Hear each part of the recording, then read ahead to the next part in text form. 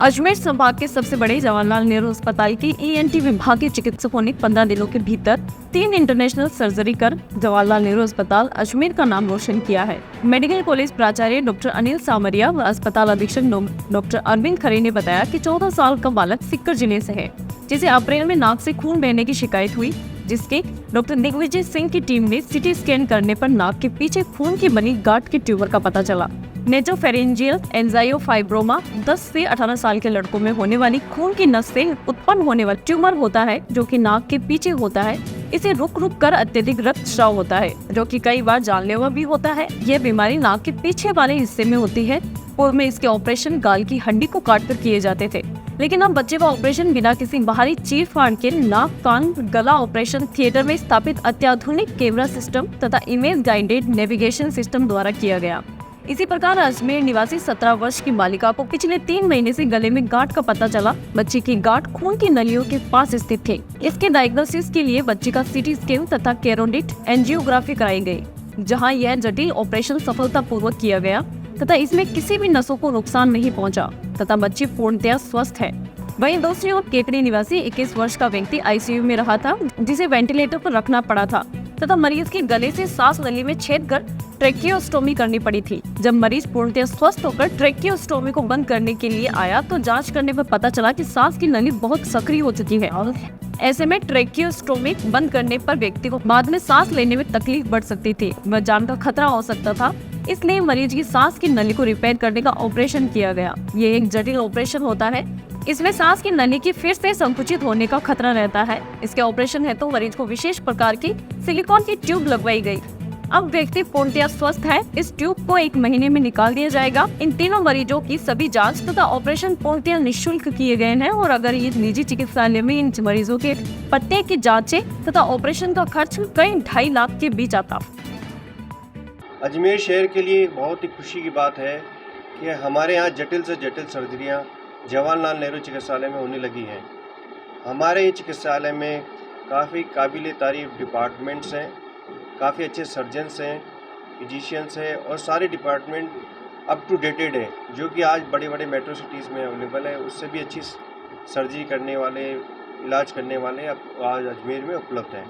इसी की कड़ी में हम डॉक्टर दिग्विजय सर, जो कि एचओडी है ईएनटी के, और उनकी टीम, जिसमें कि डॉक्टर योगेश असीरी सर, विक्रांत जी और उनके सहयोगी सारी टीम, एनेस्थीसिया विभाग के एचओडी मैडम यानी खरे साहब, उनकी टीम, रेडियोलॉजी डिपार्टमेंट की रीना माथुर मैडम, इन सब के बिना असंभव है, क्योंकि ये कि टीम वर्क है, जिसके बाद इतनी जटिल सर्जरियाँ की जाती हैं।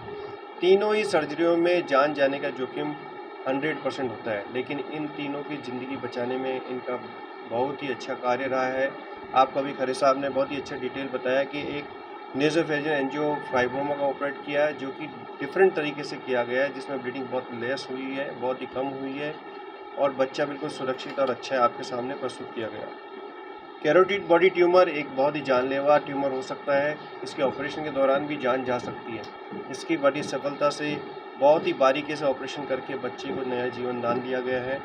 तीसरा ऑपरेशन हमारा जो रहा है tracheal stenosis. Commonly tracheal stenosis dilatation से भी करी जा सकती है, पर इसका इतना डिफ़िकल्ट प्रोसीजर था, बहुत ही नैरो स्पेस था। जैसा कि बताया कि हमारे को जो टी पीस लिया गया है वो यहाँ से महायोजना से बड़े दे के हमारा काफ़ी सुविधा दी गई है, जिसके लिए सरकार को धन्यवाद। और सर्जन्स ने काफ़ी अच्छा सर्जरी करी है। आपके सामने बच्चा आज सांस ले पा रहा है, अन्यथा ही सांस के कमी की वजह से बच्चे की दुर्घटना होकर जान जा सकती थी। तो मैं इन पूरे विभाग को, जवाहरलाल नेहरू को, चिकित्सालय को धन्यवाद के पात्र हैं और प्रशासन, सरकार, सभी को मैं धन्यवाद अर्पित करना चाहता हूँ। और रक्त जो होता है वो मेन चीज़ होती है। हमारा एक जो पेशेंट था ट्रेकियल स्टेनोसिस का, उसकी सांस की नली बहुत संकुचित हो गई। पेशेंट हमारा वेंटिलेटर पे रहा था बहुत टाइम, उसके बाद में ट्रेकियोस्टोमी पे रहा था, तो उसकी सांस की नली संकुचित हो गई। जब हम उसकी ट्रेकियोस्टोमी हटा रहे थे तो हमने सीटी स्कैन कराया, मैडम ने सीटी स्कैन हमको डिटेल में दिखाया, तो इसकी सांस की नली 10% ही नहीं होगी। तो उसमें क्या था कि इसको हम बंद रखते तो दिक्कत होती है। हमने ऊपर सर्जरी करी, आगे थायराइड ग्लैंड था उसको हटाया, ट्रेकिया को चौड़ा किया, अब उसके वापस संकुचित होने का खतरा है। तो इसके लिए टी ट्यूब आती है, सिलिकॉन की ट्यूब 20 से 25 हज़ार के बीच में, वो हमें माँ योजना में सर ने निःशुल्क उपलब्ध कराई, तो बच्चे की वो अभी भी लगेगी।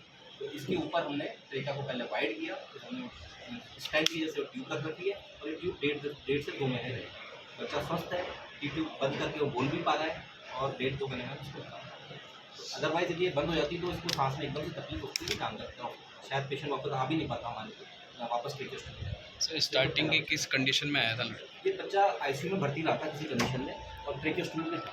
तो ट्रेकेस्टोमी हम जैसे ही बच्चा चलने फिरने लग गया, हम उसको बंद करने की स्थिति में आए, बंद करें यदि हम बंद कर देते क्योंकि ऑब्स्ट्रक्शन ऊपर था ट्रेकेस्टोमी से, तो बंद कर देते उस टाइम तो बंद हो जाता, लेकिन पेशेंट को हो सकता था अगले दिन ही तकलीफ हो जाती। जवाहरलाल नेहरू चिकित्सालय के अंदर नए नए आयाम करे जा रहे हैं। उस संदर्भ में हम अक्सर आप लोगों को बुलाते हैं। इससे पहले कार्डियक सर्जरी का हुआ, न्यूरो सर्जरी का हुआ, और इसके बाद में अपने मेडिसिन डिपार्टमेंट जो भी अपने पास में नए हो रहे हैं उसको हम आपके पास में यहाँ प्रस्तुत कर रहे हैं। अभी हमारे ENT विभाग के अंदर 3 विशिष्ट सर्जरी हुई, दुर्लभ सर्जरी हुई, 3 सर्जरी।